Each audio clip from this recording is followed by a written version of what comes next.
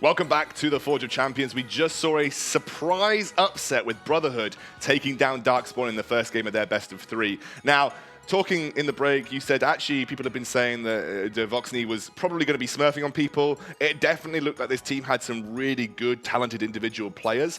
And honestly, Darkspawn didn't, we talked about it, didn't respond to that Caitlyn Morgana lane the way they should have done, I think. So the real question for me is, have you recovered? Yes, I've recovered. I have recovered. I'm a little bit less tilted. Yes, I'm good. And honestly, you should take every tilt that I have with a pinch of salt. It's more for dramatic effect more than anything. No, I really believe you. Well, good. That means my acting is working. That means my acting is working. But I was kind of tilted. Honestly, I think that if you can't, we saw this in the European Masters. People couldn't deal with Misfits, Caitlyn Morgana. They just banned Morgana. Morgana is a perfectly fine ban. She's still quite good in mid lane, you know, with Glacial Augment, for instance. So, like, ban Morgana. If you don't want to play into a Caitlyn Morgana lane, Caitlyn doesn't really get picked with many other supports, so just ban the Morgana. Yeah, I really want to see the Morgana ban, because it wasn't just the lane, although the lane was a really big part of it. It was also the pick composition that you have with Syndra, with Lux, with Elise. Just Black Shield just makes every one of those characters feel so much worse. If I were Darkspawn now, I would be looking at that game saying, okay, well, they technically got a huge lead. If they were a better team, they would have snowballed that much quicker. I am pretty comfortable saying that we could likely stall this out and maybe go for something with a bit more late game insurance. Because the problem with Darkspawn is their late game insurance was nah. Akkas decided to rotate mid and got instantaneously killed. It was just the wrong decision. Don't think you can contest that. Yeah. So what I would prefer to see from Darkspawn is say, okay, let's give us some late game insurance, because they took the Syndra and the Lucian and they were like, yo, we need to... And Elise. Yeah, we need to snowball mid game, right? We have no late game insurance here. There's no tank, there's no late game carry. We literally have that split push if we fail to win our lanes. And they failed to win the most important lane, which is bot lane. So... And the split push worked, but then they entered it. Abandoned. No, they literally entered it. They abandoned that plan. They entered their split push. I mean, that's fine if you want to put it that way. I think, you know, I'm new to the scene. I want to be nice to people, but just like, no, they entered it. It was really bad. Well, okay, look, I am being overly harsh, I think, realistically. But they stayed so long in that game, regardless. And I'll be honest with you, viewers. When you get to late game, sometimes you don't always find yourself in positions that you've been in frequently. So sometimes you get these late game decisions that you don't know exactly what to do, and you can't always blame someone for making those decisions when you haven't been in that scenario as often as you might do usually. So what I'm saying is I think it was the wrong decision, but I'm not playing the game at 35 to 40 minutes. It's not me playing. I'm obviously not a pro player, so realistically at the end of it, I'm not. Aren't you pro at Sion? I'm pro at Sion. Exclusively. Exclusively Sion top with usually Glacial Augment, sometimes Grasp into a matchup that I don't get absolutely bonked in. But mostly Glacial Augment to just play for my team. Or if I get Dove, Sion with Glacial Augment, it's like disgusting. Because you just go into your death form, you just like start punching people. And, so I just accidentally punched you. That's fine. And they get Sion cosplay. Yeah. That's usually what happens when a player gets signed. You just get punched. But yeah, I think Darkspawn probably should use that game to reflect and maybe change their ban strategy and say, okay, look, they are reluctant to commit to Barons unless they've got an absolute guaranteed. And obviously there was that fear in their mind about 50-50s now as well. So give yourself a bit of a late game insurance, right? So I want to see late game insurance. Yeah. What I also am really curious about is I can see the next game go two ways. Either Darkspawn are able to adapt to the pressure from Brotherhood, and we're going to have a much more competitive, for Darkspawn at least, game number 2, where they're not reliant on stealing a Baron out of nowhere to win the game. Because I feel like up until that point, Brotherhood was just so in control. Or we saw the Brotherhood really heavily laid on in terms of early pressure, and then kind of let it go. Relieve the pressure, don't want to take any risks. So what I can also see happen is they realized, okay, we've played against it, we've played safe. Now we know what they do, what limits we can push, and they're just going to absolutely stomp this and be quick to go. Like, I think that either of those two avenues seems the most likely to me, because I've seen so many times where a team that's supposed to win doesn't win. Like, either they bounce back really well, or it's just going to be and imagine if Darkspawn got knocked out here right at the beginning of the Forge of Champions. That'd be crazy. That would be ridiculous, considering it's one of our UKLC teams. But it's also about celebrating these new and upcoming players and new and upcoming teams. That is what the Forge of Champions is about. It's about bringing new talent into the UK scene, seeing if they have what it takes to compete against our current talent rosters, and if they can, maybe find themselves in the next season of that UKLC tower. So that is something that we're obviously looking And right now, the Brotherhood have definitely got individual talent that looks like they could do that. We'll see exactly what Darkspawn do as we switch sides. There's the respect, man. They're Respect. not taken away from Akers. It was the only can't thing. blame them. It was the only thing that kept Darkspawn competitive. It really was. Yeah. So and I completely understand. I do feel like, again, because we haven't really talked about Lina, but I do want to draw attention to the fact that he got 5 bans thrown his way. Yes. And still was able to... now, he does play a lot of Camille, but like even then, like out of his top 6 champions, 5 were banned, and he was still able to hold his he own. He didn't win the lane, right? He got punished fairly heavily by now, especially at the end. But he was able to make it work at least somewhat, as we see the Hakarim, the Rek'Sai bans unchanged, and there is the Morgana ban that you really wanted to see, and I'm really happy that we see it as well. Yeah, I think if you can't play Caitlyn Morgana and you don't know how to play into Caitlyn Morgana, just ban the Morgana. Like, it's perfectly fine. Caitlyn doesn't really get played with many other supports on the bottom side of the map, so that's okay. Love the Jarvan lock-in here. Again, I think it gives PFI a bit more... That does mean... Yeah, there is the Jace lock-in for Lina. Did they have Jace available last game, or was it banned? It was banned. Because, as I said before, Lina's champion pool is like the most, like, a high elo top laner, just Aurelia, Jace, Riven. And Bang. they first picked the Jace here, which I gotta love. It's so oppressive. Didn't work out for SK Gaming on the That's true. on the European Masters final. Obviously, we'll have to see how it transpires here for Lina. Lina very comfortable on the Jace, like you said. Sejuani, I like to call her the skeleton key jungler. She just kind of does anything. Like, she fits any composition. She's great team fight. She's great split push because she's got good in disengage with her ultimate. And again, against versus the Jarvan, unless the Jarvan goes super aggressive, it can often, you know, put you in a position where you're doing okay. But again, Jarvan's flexible. We've talked about it before. Look at that, and Nidalee would be really putting on the pressure. I would much rather see, as we see the Xayah getting taken there, like you said, just take some scaling. You saw that Brotherhood had a rough time actually closing out the game, so pick champions that allow you to do that. And I think that Xayah, while not the most amazing late game carry, is really safe and does skill well. Yeah, Xayah Rakan also a really good lane. And actually Xayah is one of the few mid-game carries that does have a attack speed steroid that does allow her to scale up in the late game.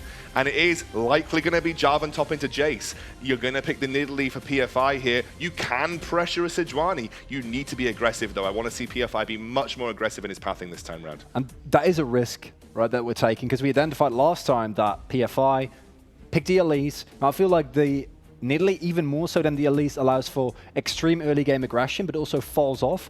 And the Vayne getting picked up here right from the get-go by the Brotherhood. And now you don't want to go into the late game already, because Sejuani, Vayne, like, just those 2 picks already are enough to make me say you have a front line and you have a hyper carry. Not going to end well. And I don't think any mid laners are going to scale as hard as the Vayne does, right? So you already now have a timer again for Darkspawn. I like this on Brotherhood because it's the thing that gave them that solid win condition later on in the game versus Darkspawn. We'll see the Zilean ban away. I like the Zilean ban because, again, it works very well with Vayne. It's also an annoying support to play into if Shazen's going to pick that up. You can also play it mid lane too, so it's a very flexible pick that I think works well and provides a lot of zoning potential for the Vayne in any kind of composition that you stick the Zilean with. But yeah, Rakan being banned away, stop the Xayah Rakan lane. I do want to see a potentially aggressive lane. I wouldn't mind Fast Leg picking up the Thresh this time round because you've got that ability to get the hook into the root, and that can be quite obnoxious with the Morgana. Never mind. Yeah, never mind. That's gone. But Morgana being off the table obviously makes Thresh that much more enticing, but he's gone now, so we can't talk about it. That's unfortunate. It's also a self-ban because Shazen, the most played champion himself, is the Thresh. Okay. But with the Vayne, you know, you can go a couple of ways. You can go for something hyper-scaling. You know, you can pick up the Lulu if that's something that you're really inclined to do. Although do you feel like that is really greedy, like then you're just kind of forfeiting your lane, leaving it be. As we see the Vladimir also getting taken away here. And with no top lane counter pick available, I gotta imagine that the Brother is going to pick up support here. Vayne Braum is a super safe lane, an incredibly safe lane, and it can be very difficult to crack if you're on the side of Darkspawn. Obviously, Braum, one of those bot laners that generally keeps his AD carry safe in most engages. We'll see exactly what Darkspawn look to respond with. They're going to be picking their mid laner and their support here. I wouldn't be surprised to see Beely say, well, I've got a blind pick, maybe the Syndra again. We'll wait and see, though. Oh, that would be good. I will not dislike a Nautilus mid pick up here. I think Nautilus mid into a Vayne is a good shout. Or a support. It absolutely can be the case, but Nautilus mid in any scenario is pretty solid, but we'll see exactly what the case is. I really would have liked him to like pick like Nautilus Lux and then have both of them be flexed, like either mid or support. Like, I don't think it's good, but I would have really liked to see It's probably terrible. Yeah, no, I don't think it's a good call. But then you don't know what's happening, right? I know. We'll see exactly that what... makes a lot more Darkspawn sense. goes to the LeBlanc. Beely's LeBlanc is a good pick. It also means the Xerath is not a great pick for Vixen, should he want to go for that in this scenario. I think you can always stun her when she jumps in, but obviously, if you time it correctly around those skills... Unsure about Vel'Koz. I'm not a big fan of Vel'Koz in that scenario. We'll see exactly what Vixen decides is the pick that he wants to make work here. Imagine if they pick up the Nunu and it's actually Sejuani mid, or Jace mid and Sejuani top. Actually, we saw Sejuani top. Actually, Sejuani top, Jace mid would make some sense, but instead they're going to go for the Nico. Something that Vixen plays a lot. Yeah, okay. It's his most played champion. Right. He used to be an Ahri one-trick, but he gave that life up to apparently play like, I think it's like 80 games of Nico. So he's really comfortable on the pick, but I do feel like it's a risk that you're taking into something as volatile as the LeBlanc. Yeah, I do think Nico, you can see, respecting the fact that they're going for the cleanse here. Akaz is going to take that J4 to the top, like we said. That will mean that they will require jungle pressure top, though, because you need to combo that Jarvan with the Nidalee to make sure you can put pressure on the Jace. Jarvan himself probably isn't going to get too many opportune trades versus a Jace one trick, because they should be able to knock you away when you're going for the engage, and once you've used your EQ, that's your entire gap closing potential, right? So PFA may be drawn to the top side of the map. The other thing they can do is PFI can be super aggressive in the jungle of the Sejuani. Sejuani goes fairly low. She's got a good clear, but she can go fairly low on her first clears, so that's where PFI can strike.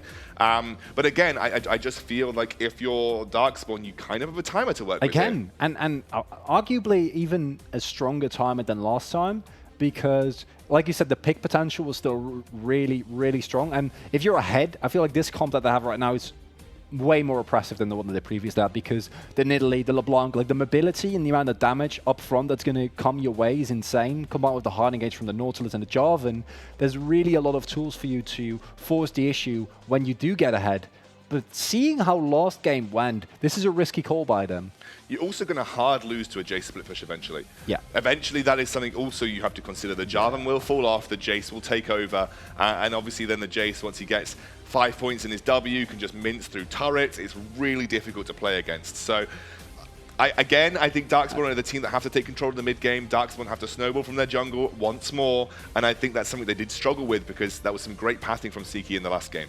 And if the, J split push wasn't, there's also a Vayne, which once she hits 2 items, just shreds through basically everything that you throw at She's it. not even a late game carry anymore, and that's what's so annoying about Vayne. Yeah, no, she used to be, and now it's like Rage Blade, and you're there. Yeah, exactly. That's what you want to reach, and everything on top of that is like extra frosting on top of your lovely Vayne cake. But what are you going to do? Well, we'll have to see. I think this is, again, up to Darkspawn to be the proactive team. They don't have... I mean, they've got a better late-game comp than they did previously. I will give them that. So if things do get a bit spicy and they do have to stall out again, they've got pick potential with the Nautilus, much more confident pick potential with the Nautilus as well than compared to the Lux. You've got 3 forms of CC for the Vayne. Also no Morgana. Yeah, no Morgana to deal with, so you can't actually save your carries if they get caught out. You've got the LeBlanc burst potential. We'll see exactly how this one goes down. As we move into an Akaz.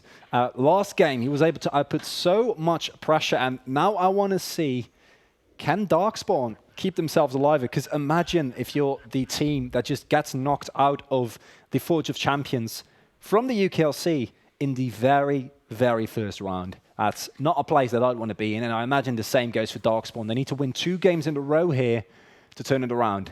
Yeah, the pressure is certainly on our team from the UKLC. And again, we are looking to celebrate talent up and coming, though, and a lot of these names you might know. I think I know Vixen as well. I think I've seen Vixen. I might even follow them on Twitter, and I've seen them. They used to be that very, very proactive, high elo Ahri player who's managed to sort of expand their champion pool to now be relevant in a competitive sense as well. So Brotherhood are no team to be sort of messed with in terms of taking them less seriously than anyone else, and Darkspawn have definitely got their work cut out for them. They do, and the early pathing last time was really unfortunate for PFI, and I'm going to pay close attention to how that works out this time. Are they going to be able to put more pressure on? And already we see Lina kind of bullying Akaz out of the lane, level 1. She's already having to use a stack, and look at the damage coming through there. And interesting to note is that Akaz also went for the Ahri, as opposed to, like, say something like a Grasp, which you might expect otherwise. Yeah, well, the area is a very lane-dominant sort of I want to bully you out of this lane, and you can see Lina now already looking to take advantage versus Akers. And again, especially level 1, it's so difficult for Jarvan to get anywhere near that wave. So this is the thing that Jace exposes himself on the top side of the map. He can then be a target for the Nidalee, although you can see Nidalee pathing now towards the bottom scuttler. And this is an aggressive path coming out from PFI. It looks like with Siki on the top side of the map, I'm wondering whether we see PFI go for a blue-to-blue here. I gotta imagine that that's what he's looking for, and he's returning the favor of the last game boost. Dan Voxney and Shazin immediately rotate, and they do get spotted. Even without the priority that they have in the bot lane, they're still able to make that rotate, but then they didn't really get anything out of it. They can't leave that lane alone for too long, and they're going to fall way too far behind. And I think in the end, the PFI still going to be able to just pick up that blue buff. Oh, BeelyY now going in here aggressively onto Vixen. Level 3 versus level 3. Vixen taking a lot of damage from BeelyY. I don't know why I'm doing the play-by-play, because that's you this game. That's fine, yeah. Got to remind me. Just keep slapping me if I ever do it. You're just going to say... I'll gladly take you up on that. Okay, you just do it. Just slap me if I start doing any kind of action commentary here. You just slap me in the head. You already punched me, so I feel like if we do that, we're a little bit more even. So Siki now going to find that the blue buff has already been taken by Nidalee. And now, actually, PFI's had a much better early jungle game as Vixen now the target. BeelyY looking for the stun. Oh, doesn't quite. Oh, I did it again. Damn it. I was slapped.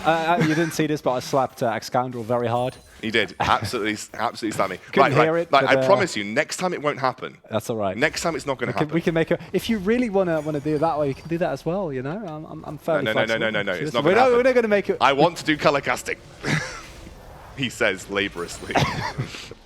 As we see the early advantage for Lina, Teleport will alleviate some of that, but the pressure here from the top laner, from the Brotherhood, right from the get-go, is kind of as high as I expected to see it coming into this match. From someone who, at least mechanically, really stands their own, or, you know, if you don't, then you don't get high elo playing stuff like Jace. No, exactly. Jace is like a super confident top laner pick. Like, if you're very mechanically intensive as a top laner, you have the likes of Jace and Riven in your kit.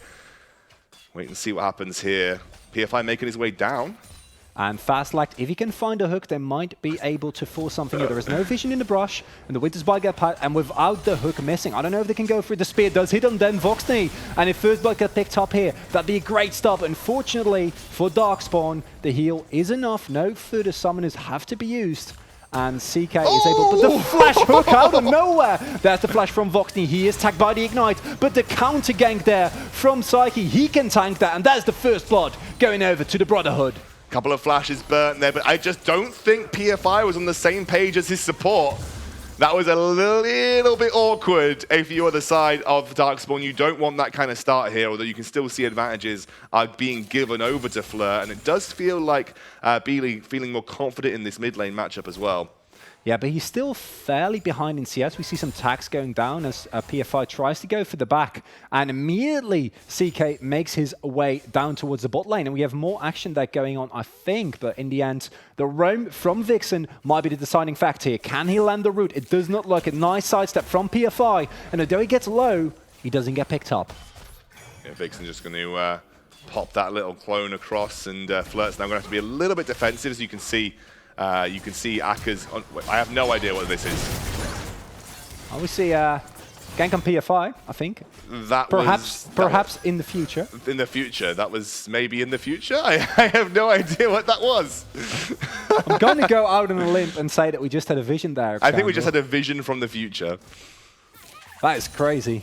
That's some Back to the Future stuff right there. Oh, you can see here, not only on the Forge of Champions are we providing with high-quality League of Legends, we're also allowing you to see through time, which is not... That's our unique selling point. No other broadcast can do that. Gonna make a prediction here. Okay. I think that PFI is going to move on Raptors, and he's going to get ganked there. I think that could be the case. It looks like I think maybe PFI goes for an aggressive push into the Razor Beaks.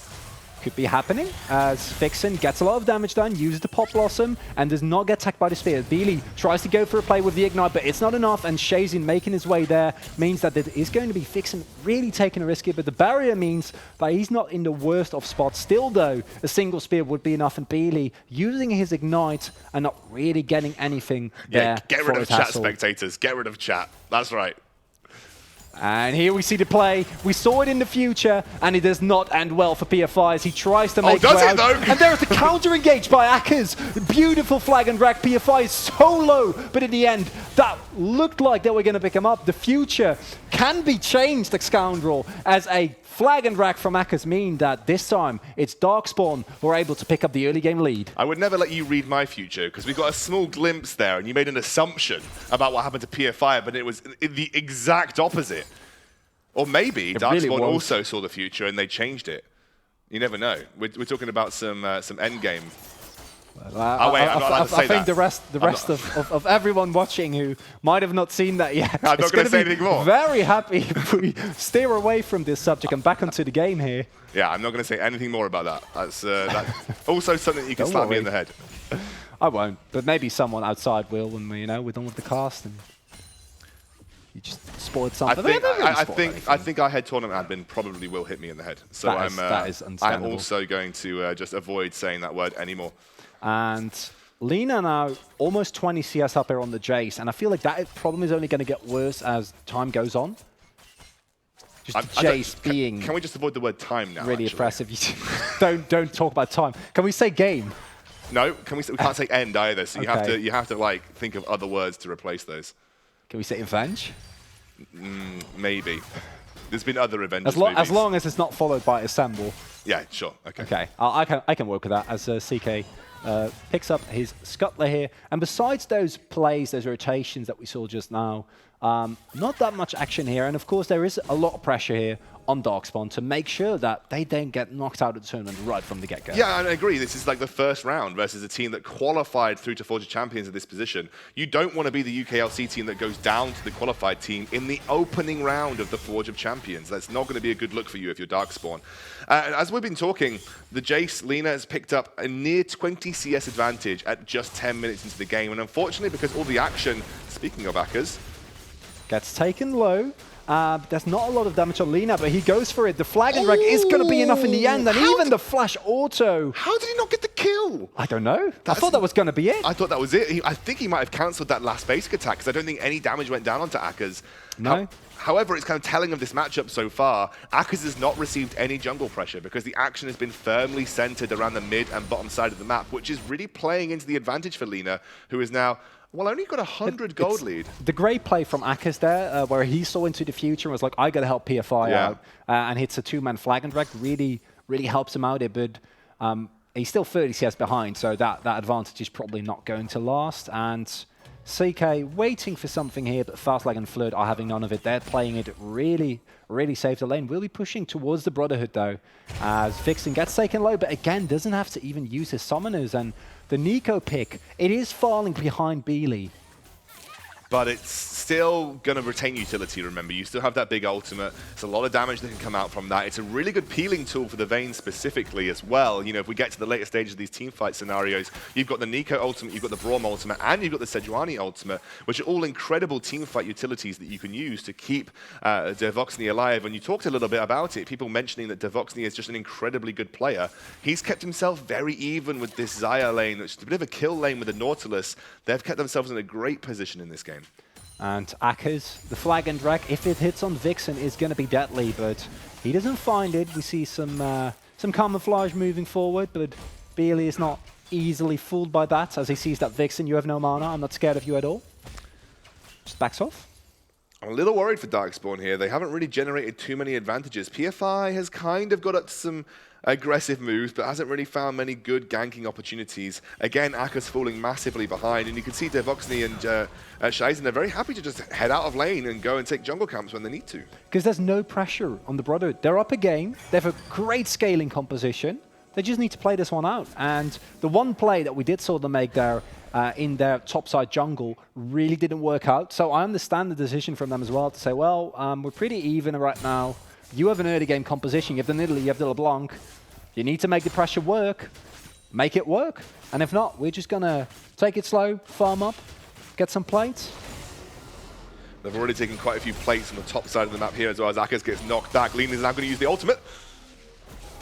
There's no flash available. PFI can find the spear here as Lina tries to go for a 1v2, but I feel like that's a little bit too heroic. Sidesteps the spear, goes in, almost has the damage to take down PFI, but in the end, it's not enough. And the kill goes over to Nidalee. I think actually the Aerie shield came through from Jarvan there as well. I think he might have used his shield and got the shield through onto PFI, which kept him a little bit healthier than he would have been otherwise. But Seeky's responded really nicely here, going for the Ocean Drake. Easy pickup because the bot lane from DSG backed, and obviously with PFI showing on the top side of the map, there's no way that you can contest it. Just love that really simple map play. It's absolute basics, but you need to do the basics well to come out versus some of our UKLC teams, and that is what I have been impressed with from the Brotherhood. They've been a little bit shaky in some of their games. They haven't maybe committed where they should have done, but the basics have been done well for the most part. It looked relatively clean for a team where you wouldn't necessarily expect it, I think. Yeah. And as you say, some issues with forcing stuff here and there as the Rift Herald does get tagged. Vixen gets rooted and BD goes in for a jump. Does not find a lot of follow-up damage. And with the damage on PFI from the shot from Jace, they might be able to push them off here. But with Akkas coming back in and Lina having no flash available, they need to be really careful. Beely is also looking for a play on Vixen, and this is a 4 versus 3 for Darkspawn. But they're just going to leash the Rift Herald and disengage. Interesting that they let that go, because I think they actually had the advantage. No one saw where Beely was. He had a lot of burst potential there. Akkas had a good engage, and all you needed to do was get a couple of heals off on PFI, and he might have been in a situation where he could have contested that. But again, it's a really good defense from Brotherhood, and it looks like now on the bottom side of the map, you're even starting to see Devoxny and Shizen get their first plate away. Now equal the plates in that lane versus Flirt and Fastlegged, and this is a really, really good start for Brotherhood once more. You know, they're only 500 gold behind, but they have that scaling, and you expect them to start to come sort of behind in this mid game, but you can see PFI now hovering around the bottom side of the map. Gonna go in right from the get-go. Heal and flash still available. The Unbreakable does get used, and a beautiful Glacial Fissure means that even with the burst damage from the spear going down on Shazin, they're able to not even having to use a summoner there to try and stay alive, and the defensive play from Brotherhood is once again exceptional here. They've got so many peeling options in this team. They've got the, like I said, the Nico ultimate. Really well-placed Braum ultimates will do the job too, and in the meantime, every moment that you spend doing something that isn't top, it's more time for Lina to generate an advantage on this Jarvan, though I really love this from PFI. Looking to continue pressure on the bottom side of the map. Got to be careful though, because unfortunately Beely showed himself top. And there is the Nico coming in, trying to find a Pop Blossom, and a root hitting on top of him. There is the Glacial Prison, and that's going to be the end of that. Beautiful stopwatch though by Fastlegged. He stays alive. Huge! Look at that recall, and Vixen is going to get taken down there, but there comes Lina. He has not had it enough yet. Picks up the kill on PFI, but in the end, neither team wants to overcommit, and Beely, late to the party, maybe he can pick up a straggler, but it was a 1-for-1 trade in the end. A 1-for-1 trade is all that was needed. Beely is waiting for an opportunity here. Maybe can find a pick under tower, but no one's going to back that close to that situation there, especially with Shazin staying alive. A little bit confused as to why Akkas didn't actually go for the double flag and drag on the top side of that lane. Ooh. That's a nice condemn. Yeah, nice condemn. Careful there, Beely. I don't know if we have a replay of that situation. We might get one in just a moment. I'll have to see. I'll wait for production to let me know. But there was a moment where Akkas had the opportunity to either flag and drag up or flag and drag down. Now, flag and drag down did take out Vixen, but you had a potential double kill onto Seeky and onto Devoxny, I think, and they would have been a very easy kill target because they got rooted up just off the back of that flag and drag too. So I'm very interested through the decision making there. I think Darkspawn could have maybe gone a little bit more aggressive. As you can see now, Flirt hasn't got that ultimate. The ultimate comes. Oh, bollocks! And we see the disengage coming through. I can't say that word either. Having a really hard time, but that's okay, because in the end, nothing really happens there. Now, the gold lead, 15, roughly 15 minutes, 16 just now, is 1k for Darkspawn. We talked about this, Scoundrel, how Did we? We feel like Darkspawn need to have an advantage going into the mid-game with their composition. How do you feel like they're going to be able to match up as we now get more into the mid-game, as then Voxney is starting to build towards that Raid Blade, and as the teams get more and more items? I literally have no idea what you just said because I'm just cringing You're still cringing at myself. Still trying to recuperate from that. Trying to recuperate from whatever I just did there. It was that is taking okay. your job again. That's fine, you know. I come over here from the Benelux trying to do a great job at casting, trying to get some play-by-play in, you know, and it's just this is how I get repaid. This damn British scoundrel taking my job. Yeah, it's okay. I can handle it. You know, I know you can. I'm a big boy. We could flex. We could just do a little bit of each. That's what we're going to say. That's what we've been doing, right? Yeah. I thought that was the plan right from the get-go. Yeah, it probably was. Just do it back and forth. A bit of back and forth. I like it. Right. I think just to answer the question, you were in a situation now where Jace picked up the Black Cleaver. He's starting to work towards some lethality. Jarvan a little bit behind in terms of his own itemization, but I'm looking at the Vayne. I'm looking at the Vayne who's now picked up this. This Blade of the Ruin King, although Siki now on the bottom side. What is going on as observers? There's action everywhere. Kill from Beely, and nothing happens in the bot lane. Okay, so the observers, well done, observers. Got the better of us. I thought there was going to be a hard engage, but they don't find it. Have they spotted Siki? Based on their positioning, I'm going to say no. There is the spear hitting on Shazin. It's not enough, though. A lot of damage comes through, but the stand behind me means that he gets out.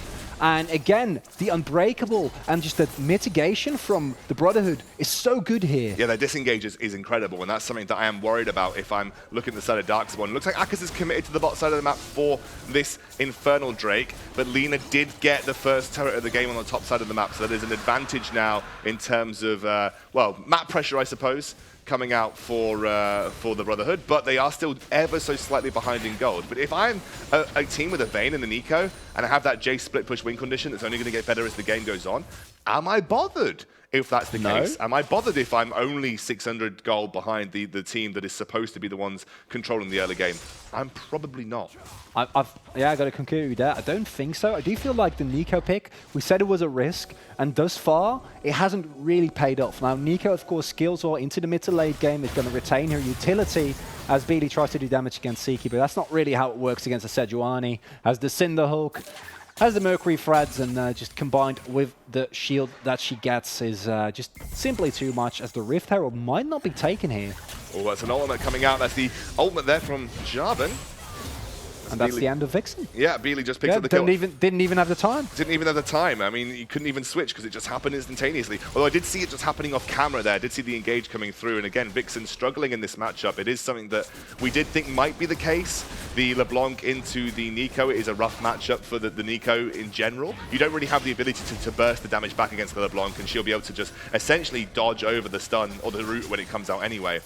In general, matchups that do well into LeBlanc are matchups that when LeBlanc dives in, you can root her up, deal the damage back to her, and then try and just trade evenly. Although you can see Beely has to be a bit careful here. He's taking a lot of risk, but he is a 3-0 LeBlanc, and Darkspawn do need to take these risks. They need to keep finding these picks, and I'm loving the pickup there from the Rift Herald. Some additional pressure because besides that bot lane, they haven't really been able to get anything going. Some damage on the mid lane turret, and if you drop the Herald there, you're going to be fine. But Lina now, he feels like he's getting out of control to me. Yeah, the Ghost Blade finished. That is a big deal. You can see even got the Fairy Charm to make sure he's got a bit of mana regeneration coming through. And you can see he picks up another turret. He is about 1,500 gold in the lead over Akaz, which does then lead itself to show you some of the gold differences elsewhere on the map. And you can see 2,300 for Beely now in that middle map, which is obviously going to be an issue for Vixen, but I actually think issue for the Brotherhood as a whole. If you get caught out by the LeBlanc, she's probably going to one-shot most of those squishier members on the side of Brotherhood. But regardless of that, it is up to Darkspawn to continue to try and push their advantage. It is at Darkspawn to try and take advantage of this mid-game, because again, the longer you leave this, the more activated this J split push becomes, the more activated this Vayne becomes, and the worse and worse your chances are of succeeding. Not a good response available here, though, as the Rift Herald gets spawned down to mid lane, and there's the hard engage, the flash coming through, the flag and drag, but Vixen is already gone. You can see now they're going to do the solo queue win tactic, which is basically open Rift Herald mid. Yeah, open Rift Herald mid and just go for it, but it's a really good response from the Brotherhood. The charge comes through, one more attack should get the job done. I don't know if it will. They might get it. They do not. They do not in the end. And I thought that we were going to get an engage there, but they don't want to take the risk. They take the first charge, they take the turret, and then decide to back off. And if Darkspawn keeps making these choices, you've got to wonder, are they putting up enough pressure? Because yes, Vixen is so far behind, but do you think that's really going to matter in these late game team fights? Well, we're not there yet. That's an important point to know. You know, this is the stage of the game where Darkspawn are strong. Your 2 items on your Xayah, 2 items finished on your LeBlanc. The Nidalee's putting out a lot of damage. You have the wave clear with a Tiamat coming out from the Jarvan. A little bit concerned as Brotherhood have managed to group up and get a free siege onto this turret, but here's the engage.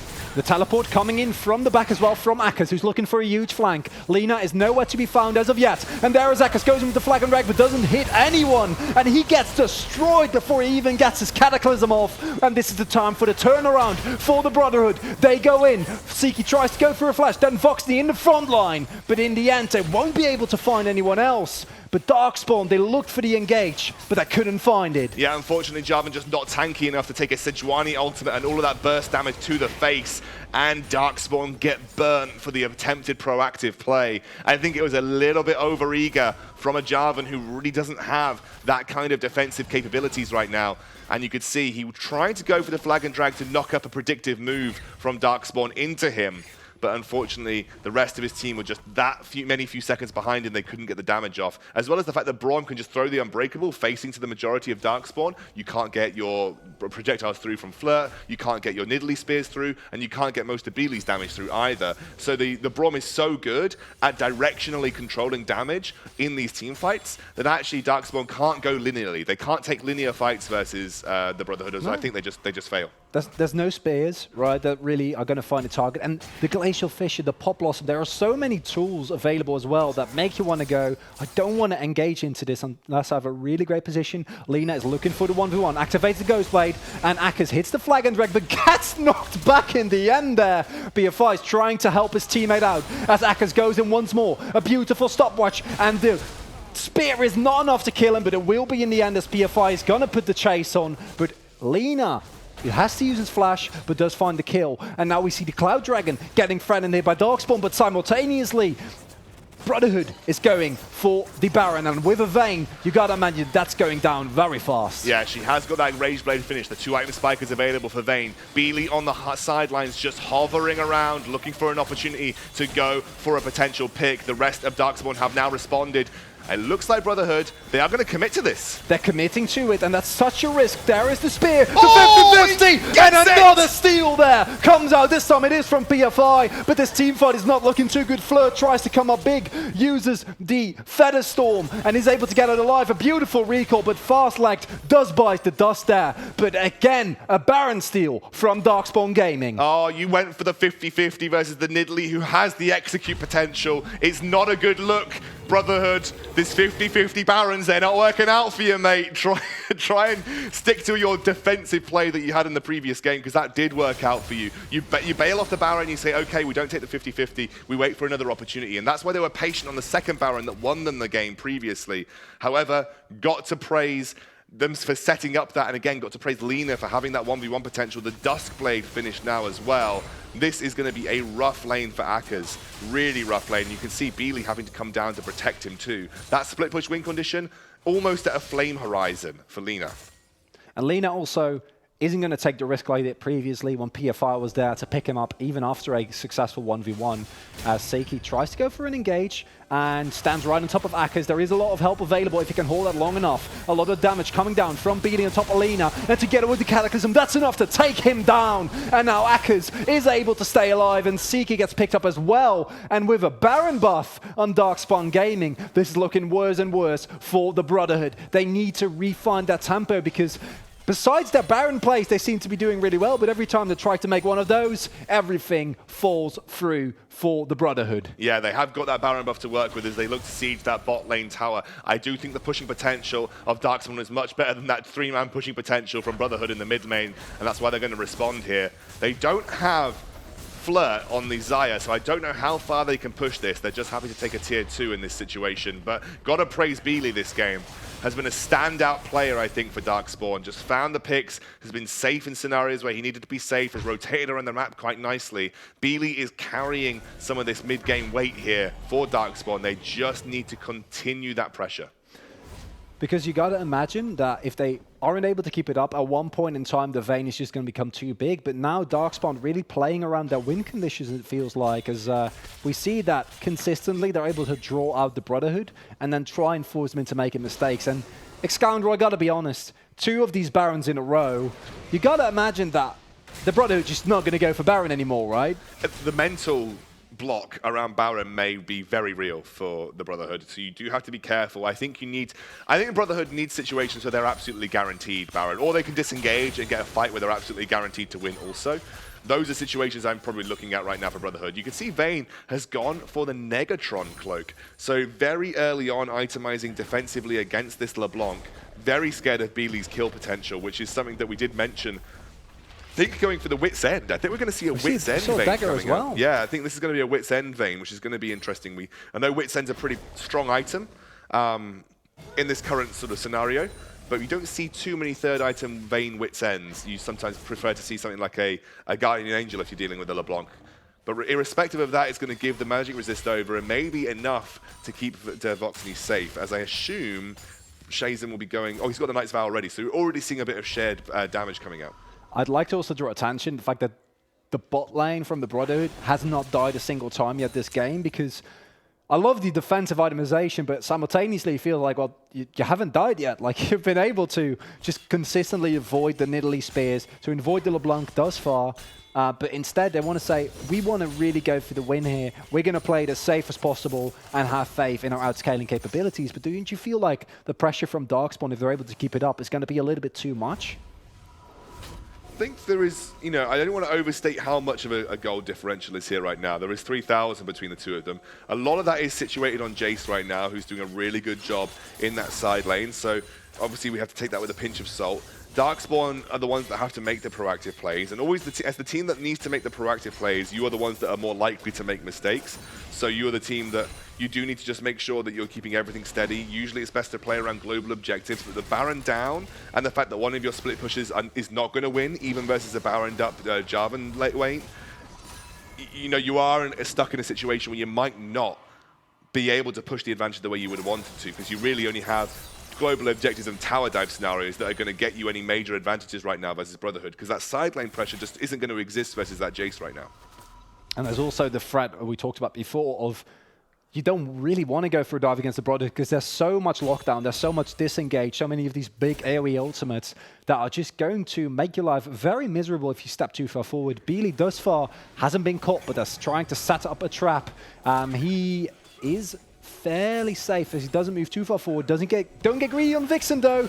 They don't hit the Glacier Prison, and that means that he can just dash out as easy as that and buys the rest of his team a free Cloud Dragon. Yeah, free Cloud Dragon, but I guess if you are Brotherhood, you're not going to be too concerned about the Cloud Dragon irrespective of what happened. And it's going to be the Baron that you need to keep your eyes on now, spawning in just a minute. And this is why Lina's going aggressive here onto Akkas. He has got such an advantage in the 1v1 right now.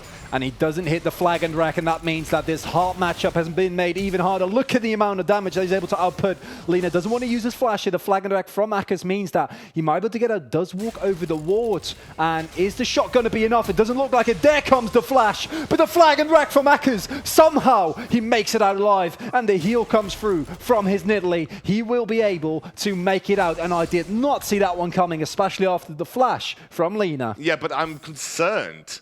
I'm concerned if I'm Darkspawn. If you're losing that hard in the side lane, you need to stop putting Jarvan in the side lane. You need to bring him to a situation where he's useful, which is going to be finding these engages on a team that's going to be scaling up. Remember, the best way to deal with a scaling split push team is to just find big engages around global objectives under turrets, and that's what Jarvan can provide. By sticking him in a side lane, it's almost the antithesis of what we had previously. You don't have Akkas in a side lane here. He just loses to Jace too hard. And we see the amount of damage, because we talk about Lina in this side lane, and even though I wouldn't think of Jace as like a traditional team fighter, we do see that if he hits some poke here and there, the upfront damage that he provides with the Duskblade, with the Blackcleave, and with the Ghostblade is still so incredibly threatening. And now Akkas has used absolutely everything, right? Like, doesn't have the flash, doesn't have the rest of his team with him either, and that is going to make it so much harder for him, because the teleport is still available for both of them, and that means that in a 1v1 scenario, the pressure is always going to be on Akkas to try and get to the rest of his team. So you would rather see them keep Akkas out of that side lane, and try and force something with the Nautilus and with the Jarvan. Yeah, I mean, it's a very precarious position to be in if you're Darkspawn, right? You leave Lina too long alone in the side lane without finding a solid engage, he's just going to get free objectives like towers and maybe even push on towards that inhibitor. But you know that your Jarvan cannot lane in a side lane versus the Lina right now. You're just going to lose every single engage that you try and take 1v1. So then you're stuck in a scenario where do you commit someone to the bottom side of the map when Baron is on the table versus a 3 to nearly 4 item Vayne? Or do you bring a Jarvan to a teamfight scenario and just say, let's go in, let's find an engage? Because I think the way this game is going, I'm leaning more and more to Brotherhood knocking Darkspawn right out of this competition. And that would be a crazy start to Forge of Champions here, but I gotta agree with you, especially with Dan Voxney. Look at his itemization, the Wit's End, and now also the Hex Drinker. When that becomes a more of Mormortius, it's not only going to be a lot of damage, but also the Liveline passive going to provide him with so much sustainability. They're trying to set up a trap for Lina. He doesn't have the flash available, so no way out of the Cataclysm. And with Beely there is absolutely nothing that they can do. So now the pressure is on for the Brotherhood. Yeah, and again, they haven't got vision control of the Baron. That was a really smart play, and I credit Beely every time. The Brotherhood feel like they have to go for Baron here, but I actually think it's too late. I think they're starting this way too late in this scenario, and they're also putting themselves in a very rough position with Jarvan now basically teleporting in. This will be a 4v4. We saw what happened last time. The Baron was stoned. It looks like they're going to try and steal it again. It gets leased, but there is the stun, and this time they are able to pick up the Baron. There's a huge Pot Blossom hitting 2 people. Fastlect is able to stay alive, and it can't believe that Darkspawn is trying to force the issue here because their base is getting destroyed. They are very low, and they might have overstepped their boundaries there. Dan Voxney gets tagged by the spear, but that's not enough. Is able to dodge the flag and wreck. He's shredding through Akkers, and there is the Guardian Angel, but the lockdown is too much. And there goes the inhibitor. There goes the Brom, and things are looking dire for the Brotherhood. Yeah, Darkspawn found their way in here. Beely really with the big MVP rotate onto Lina, and then unfortunately, the Brotherhood just felt that their only option in that scenario was to go for the Baron, but with a teleport coming out from Akkers, it was a true 4v4. They didn't have a man advantage on that side of the map, and it was too easy for Darkspawn to go in and stop them backing and actually get that pick onto Vayne too, which was the most crucial part of it. And you can see what power Akkers has when he actually joins the team to lock down some of these weaker members, these squishier members coming out from the Brotherhood, and that is a 2 inhibitor sweep, even though the Brotherhood pick up the Baron. Imagine being Dan Voxney there, right? You are able to dodge almost everything, but there is so much follow-up there. If you dodge the spears, if you dodge the chains, then there's always the flag and drag. And even if you get away from that, there is Fastlect, who in the end was able to hit a dredge line and just end his life so incredibly fast. I thought for a second there that maybe he was going to be able to pull it off, but that was not the case. This will not be an Elder Dragon spawning here, as we're going to have to wait 5 more minutes for that one. Again, we still do have the Vayne, working towards a Mormortius as a 4th item, by the way, so really respecting the damage output that Beely's got. He still has that Ginsu spike too. I mean, the late game win condition is still very much alive if you're the side of Brotherhood, but it's looking much better for Darkspawn. They have that naturally pushing pressure in 2 lanes now, which kind of takes Lina out of this, although Flirt, you can see, big engage.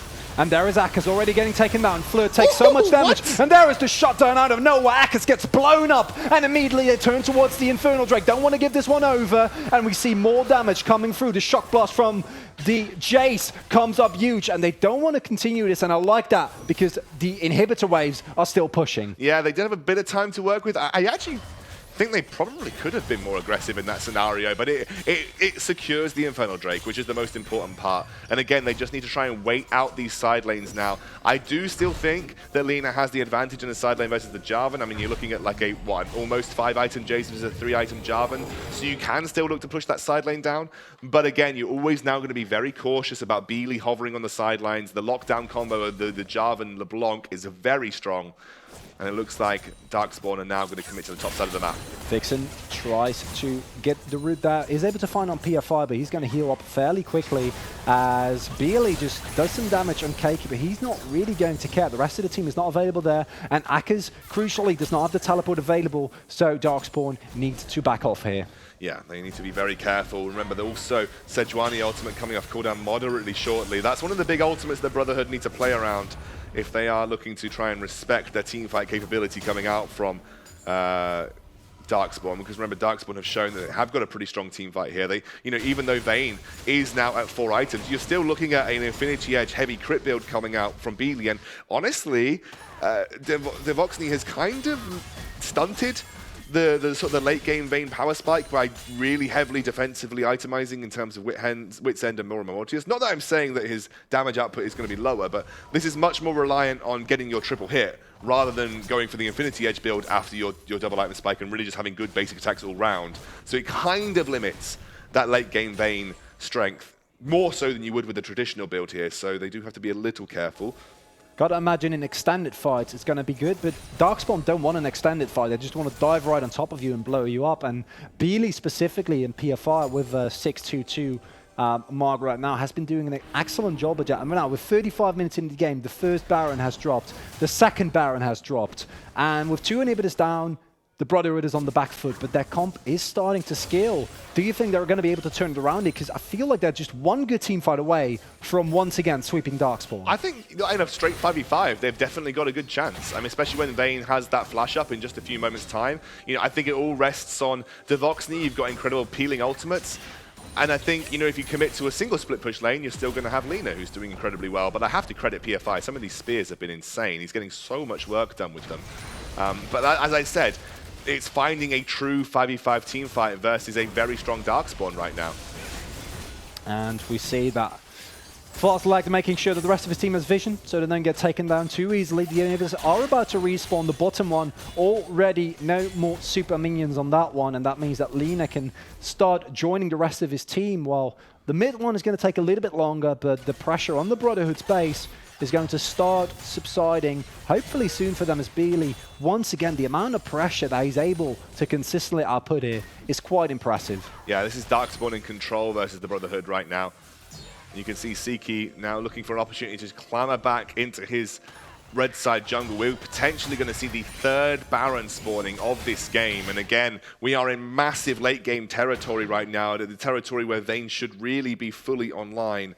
But as you can see, it's just struggling to deal with the fact that he's also dealing with a 4-item LeBlanc, also dealing with a very heavy, hard-hitting Nidalee, and also that strong Xayah build coming out, the true full crit build with the Bloodthirster online now too, which is going to give so much teamfight longevity to this Xayah. You can't really say that Vayne's going to just instantly win you this game anymore, because again, like we said, you've stunted the normal Vayne build for more defensive options, and oh, Devoxny, what are you doing? Stands really far forward, but Seiki tanks the spear. But I was really tense for a moment there, because imagine that he gets tagged, gets hit by an Nautilus ultimate, because then he's gone. He doesn't have something like a QSS. Yeah, if he got tagged by a Nautilus ultimate or by a pull, he was just absolutely 100% dead in that scenario.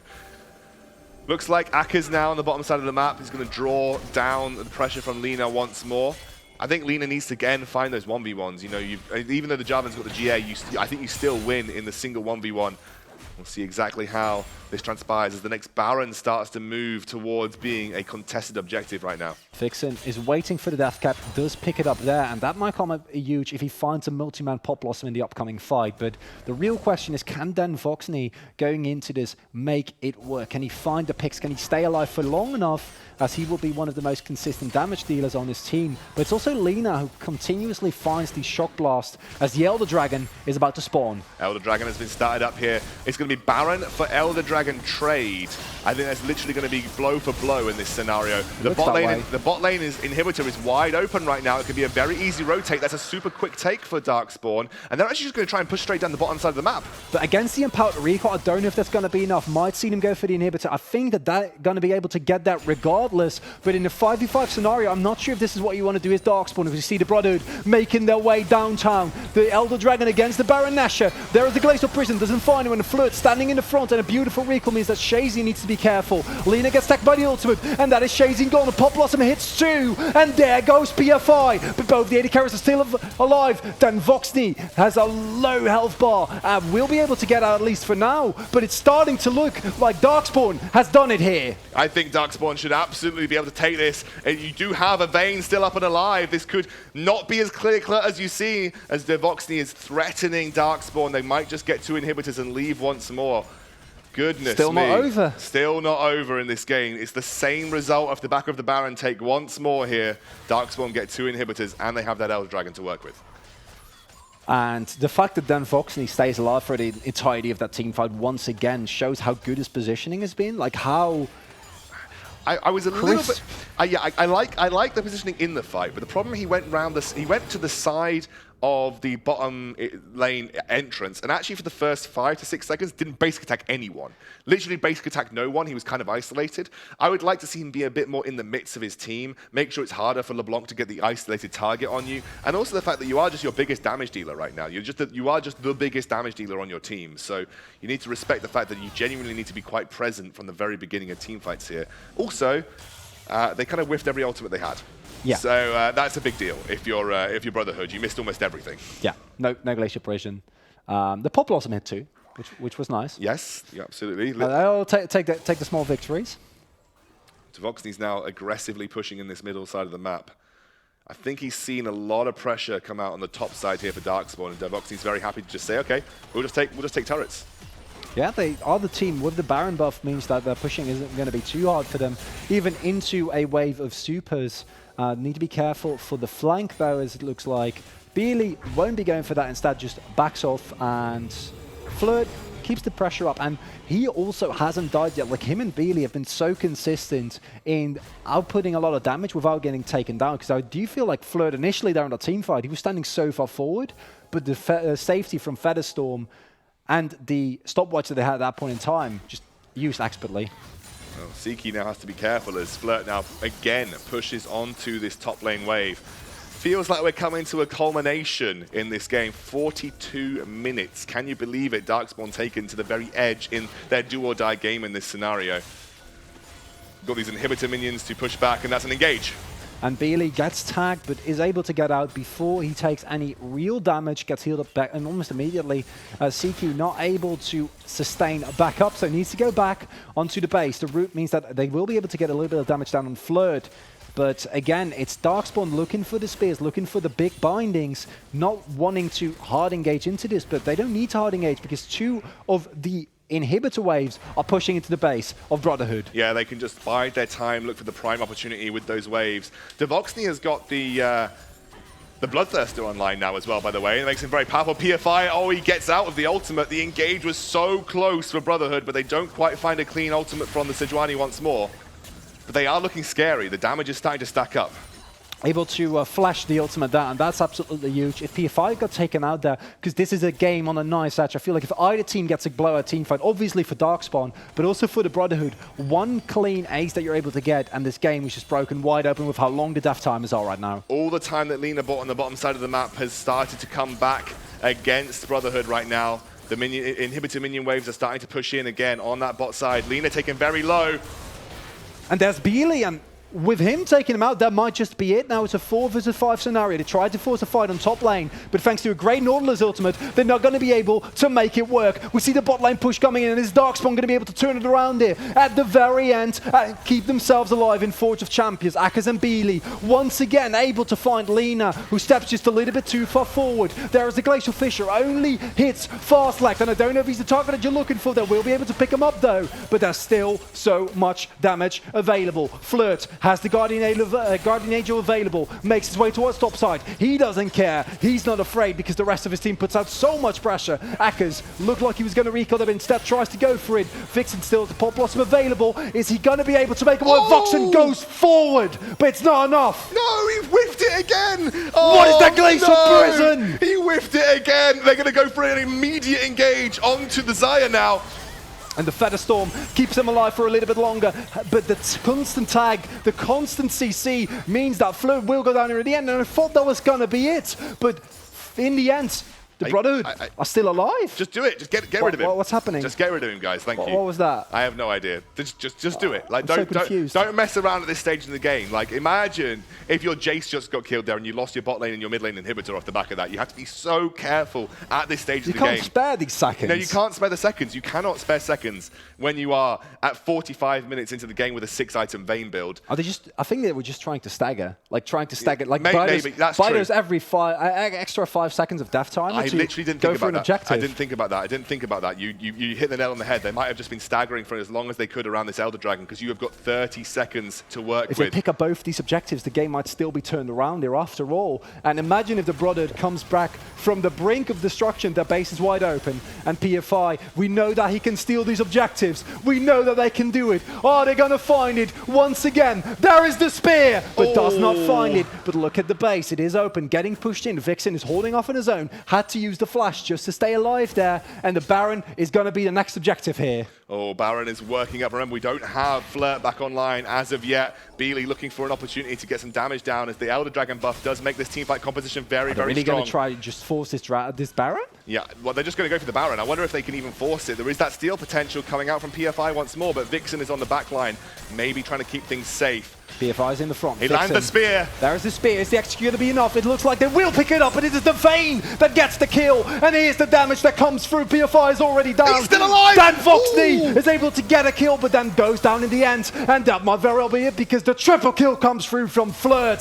Seeky gets taken down to Pop Blossom. Doesn't turn it around just yet, as Flirt, still alive, has no more Guardian Angel, but that doesn't matter, because super minions are crashing onto the base. Seeky gets taken down, and it's 1 against 2 here for Vixen. Can he make the miracle hold? Or if the Nexus open? I don't think so. Beely just flashed here. Vixen's all up to him to defend his base. He gets the shut down. That's one. He's going to get Flirt. Flirt's going for the end. Flirt's going for the end. Is he going to get it? It looks like he will. And in the end, it is going to be Darkspawn Gaming who keep themselves alive. But what a series. It could not have been closer there. No, Darkspawn keep themselves in the Forge of Champions as well. It was not clean at all. It was not a clean game. No one was clean. No, nothing about that game I'm not was clean anymore. But we all need baths because that was just a messy, messy game. But a Darkspawn get the crucial win. They get the crucial win. They bring the J4 into teamfight situations. They stop split pushing with him. It gives them that potential, but they still almost went down to that late game Vayne coming out from the Brotherhood. But you can see now Darkspawn seem to have settled into their team fights. Zaya was on point. I tell you what, that was a great, great game. Only that once in the top lane. Yes. Literally the only opportunity. And the Brotherhood, 3 Barons that game that they tried to go for. They got 2, but all 3 of them it was ended up costing them. It was rough. I mean, I think we now kind of have to just take a cool down as we wait for the next game in the final deciding game between Darkspawn and Brotherhood.